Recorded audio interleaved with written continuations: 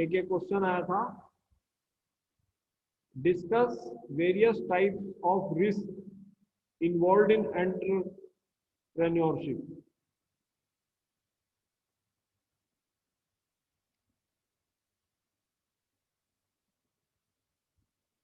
ये मैं आपको ऑलरेडी बता चुका था, ये मैंने लॉन्ग में भी आपको बताया था कि ये रिस्क होते हैं ये हमारे, मैंने तो आपको दो ही तरह बताया था, मार्केट स्पेसिफिक और इंडस्ट्री स्पेसिफिक और प्रोजेक्ट स्पेसिफिक, तीनों आपको एक्सप्लेन किए थे। ठीक है, मार्केट स्पेसिफिक तो मैंने आपको डिमांड के लिहाज से एक्सप्लेन किया था, कंज्यूमर की तरफ से।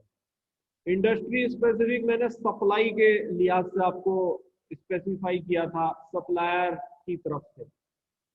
समझ रहे हैं, बिल्कुल दिमाग में ऐसे समझिए आप दोनों चीजों को। इंडस्ट्री स्पेसिफिक जो होते हैं वो आपके सप्लायर्स की तरफ से होते हैं, from the point of view of industry, suppliers of the industry. ठीक है, और मार्केट रिस्क आपके होते हैं कंज्यूमर्स और डिमांड के कारण, जिसमें और भी रोल्स होते हैं, जैसे इन्फ्लेशन है, इंटरेस्ट रेट है। इंटरेस्ट रेट मैंने आपको समझाया था दो प्रकार का होता है, एक जो कि बैंक में आपको ने जमा किया उसका जो पैसे पे लगता है इंटरेस्ट, वो वाला इंटरेस्ट रेट, और एक वो होता है जो कम फैक्ट्रियां जो है लोन लेती हैं बैंक से। ठीक है, उस वो वाला जो रेट ऑफ इंटरेस्ट होता है, तो मैंने तो उस वाले रेट ऑफ इंटरेस्ट की बात करी थी, जैसे आप पैसा जमा करते हैं बैंक में उस पर जो लगता है बैंक रेट।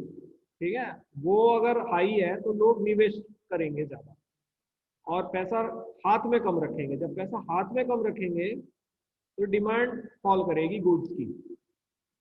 समझ रहे हैं, ये भी एक फैक्टर होता है।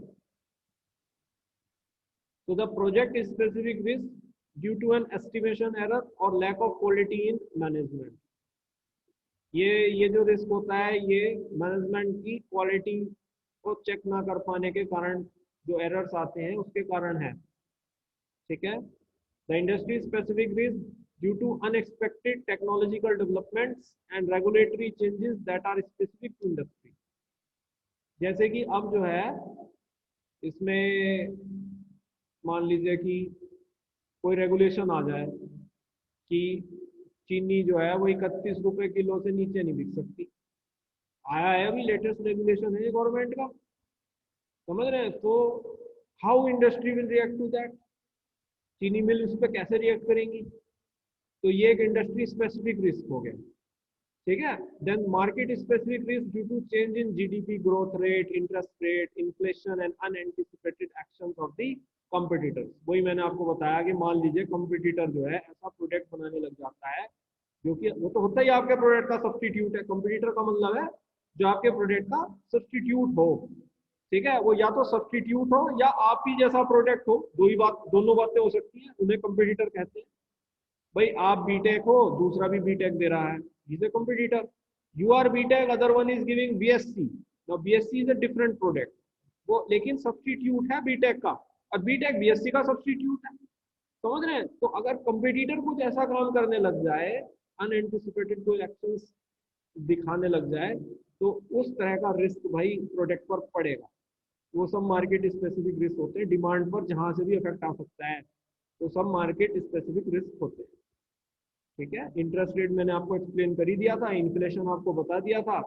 जीडीपी ग्रोथ रेट, आमतौर पे जीडीपी का जो ग्रोथ रेट होता है, ठीक है, वो जीडीपी तो हमेशा बढ़ेगी, जीडीपी कभी घटती नहीं है। कोई बहुत ही स्पेशल केस हो जाए जैसे कोरोना वाला बात हो गया तो बात अलग है। अदरवाइज जीडीपी मोस्टली इंक्रीज ही करती है कंट्रीज की, क्योंकि आउटपुट हमेशा इंक्रीज करता है प्रोवाइडेड इकोनॉमी अच्छी चल रही हो। ठीक है, नॉर्मल भी चल रही हो, बहुत अच्छी भी ना चल रही हो, नॉर्मल चल रही हो, then also GDP will increase, लेकिन उसका जो रेट है वो चेंज करता है। कभी वो 1.5% बढ़ गई, कभी वो सवा बढ़ी है, कभी 1% बढ़ी है। वो जो रेट है वो भी एक रिस्क क्रिएट करता है, right, in terms of market specific risk. क्योंकि जीडीपी के रेट से मतलब है, जीडीपी का सीधा सा संबंध। What is GDP? GDP is the value of final goods and services. ठीक है, जो भी फाइनल गुड्स एंड सर्विसेज की कीमत होती है मार्केट में उसको जीडीपी कहते हैं, यानी कि it is the value of output. ऐसे आप कह सकते हो, जो भी आउटपुट है उसकी जो वैल्यू है in terms of money, monetary terms, उसको जीडीपी कहते हैं। इसलिए वो इक्वल टू इनकम बोला जाता है, क्योंकि साइक्लिक फ्लो से तो GDP is always equal to income. क्या जो हमारा सर्कुलर डायग्राम है, ठीक है, क्योंकि आउटपुट बनाया उससे इनकम जनरेट हुआ, ये इनकम जो है कंपनी ने एम्प्लॉयज को दे दिया। फिर मैंने आपको बताया था एम्प्लॉयज का कुछ पार्ट सेविंग में रखते हैं, कुछ पार्ट से एक्सपेंडिचर करते हैं, तो ये हमेशा इनकम के इक्वल होता है। आपने 5वीं यूनिट में मैनेजरियल इकोनॉमिक्स में पढ़ा भी होगा, ठीक है। तो कई बार क्या होता है कि समटाइम्स ये this GDP and this output में fall due to some factor, जैसे इस वक्त कोरोना में लास्ट ईयर गिर गया था, ठीक है। तो इससे भी बेटे रिस्क, मार्केट स्पेसिफिक रिस्क है, सभी लोगों पे रिस्क आया, सारे बिजनेस पे रिस्क आया, ठीक है। तो ये चीज होती है, लेकिन ये रेयर है। इंटरेस्ट रेट भी रेयर है क्योंकि गवर्नमेंट इसको चेक करके रखती है। इन्फ्लेशन मैंने आपको बताया नॉर्मल चलता है, 10% से कम तो अच्छा ही होता है। हाँ, अनएंटिसिपेटेड एक्शंस ऑफ कॉम्पिटिटर्स, ये जो चीज है ये हो सकती है भाई, क्योंकि कॉम्पिटिटर क्या कर दे इसका आपको कभी पता नहीं चलता, ठीक है। तो ये सब हमारे मार्केट स्पेसिफिक फैक्टर्स होते हैं।